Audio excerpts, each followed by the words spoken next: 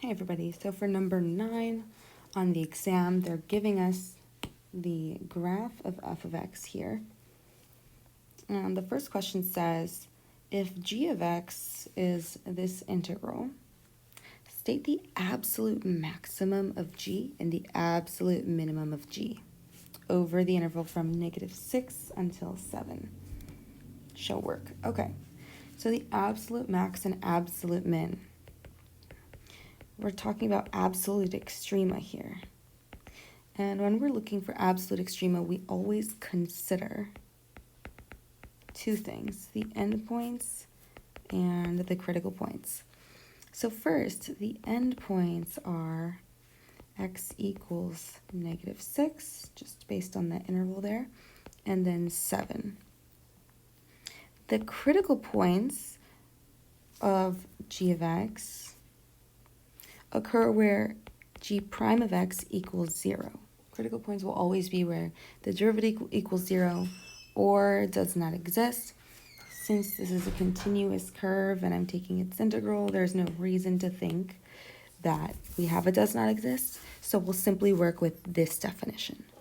Critical point occurs where the derivative equals 0. So now I need the derivative of g.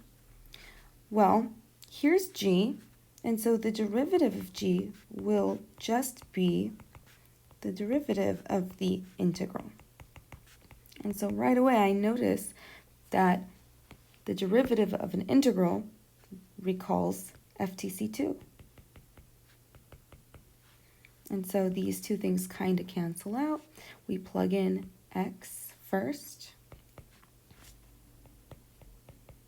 We multiply, chain rule, by the derivative of x minus, now we plug in -2 and multiply by its derivative, which is just going to be 0. And so for a constant, we can just write 0.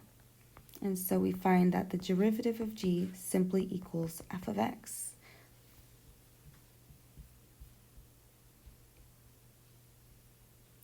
Okay. So that's helpful because now I know that g prime is just where f of x equals 0, which I can actually solve by looking here. So f of x is equal to 0 on the x-axis. So we got -6. That's already one of our endpoints.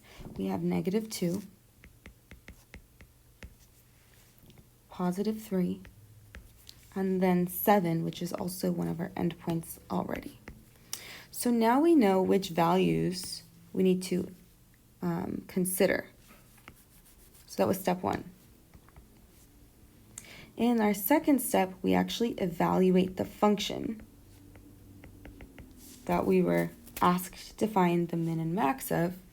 We're going to evaluate it at those various critical points and endpoints. So we're going to find g of -6, g of 7, g of -2, and g of 3. And in order to evaluate these, I'm just plugging -6 into the original g function, which is this integral. So I'm going to show the work. G of -6 is the integral from -2 to -6 of the f graph. Same with the rest.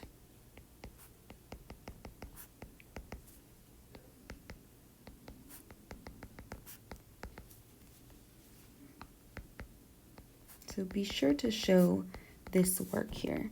And now we'll do each of them in turn. So the integral from -2 to -6, we're starting here. -2 to -6 means we're going from -2 to -6. We're going backwards. So that area below will actually count. Since we're moving backwards, it'll count as a +5. Great, now from -2 to 7, we're moving forwards. So I'm going to use +7 minus 3. And 7 minus 3 is 4. -2 to 2, there is no area. We're not moving anywhere. And so there's no area there. That's 0. And then from -2 to 3, we're moving forwards. So that area above will count as positive 7. And now we compare these. What is the absolute maximum? It would be 7. And our absolute minimum will be 0. So now we'll write our final answer. The absolute max of 7 occurs at x equals 3. And the absolute min of 0 occurs at x equals negative 2. And we're done.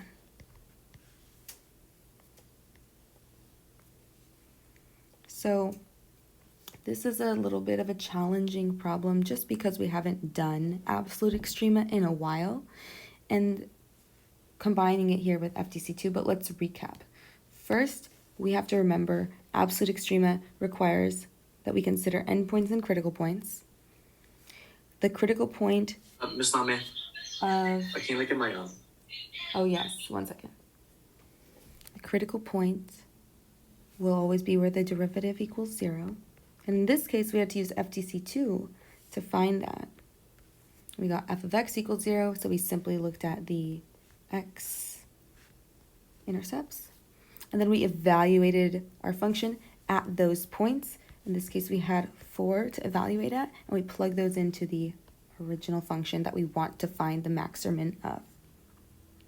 In this case, it involved finding the areas, and we wrote our conclusion.